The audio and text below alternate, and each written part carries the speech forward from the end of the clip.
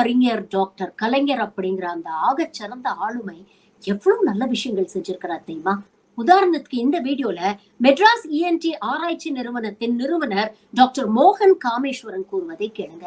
காது கேட்காத குழந்தைகளுக்கு அந்த காலத்துல காக்லியர் இம்ப்ளான்ட் சர்ஜரி பண்ணணும்னா அதுக்கு கிட்டத்தட்ட 6 லட்சம் ரூபாய் செலவாகுமா? இதை பற்றி டாக்டர் கலைஞர் கிட்ட சொன்னபோது அவர் என்ன ஏற்பாடு செஞ்சாரு அப்படிங்கறத அவர் சொல்றாரு. அவர் சொல்ல சொல்ல நாம கேட்க கேட்க ஆஹா, எப்படியும் சிந்தித்த ஒரு தலைவர் இருந்திருக்கிறாரு பாருங்க அப்படின்னு தான் தோணுது.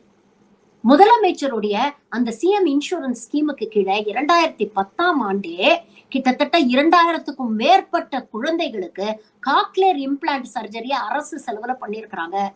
காது கேட்காத குழந்தைகளுக்கு காதை கேட்க வச்சு அவங்களுடைய கல்வியை நிலைநிறுத்தி அவங்களுடைய வாழ்க்கை தரத்தை உயர்த்தி இருக்கிறாரு டாக்டர் கலைஞர். இத பத்தி நான் வேர்ல்ட் ஹெல்த் ஆர்கனைசேஷன்ல பேசும் பொழுது கலைஞருடைய போட்டோவை முதல்ல போட்டு இந்த ஒத்த மனுஷனாலதான் இது சாத்தியப்பட்டது அப்படின்றத சொன்னேன்னு அவர் பெருமிதத்தோட சொல்றாரு.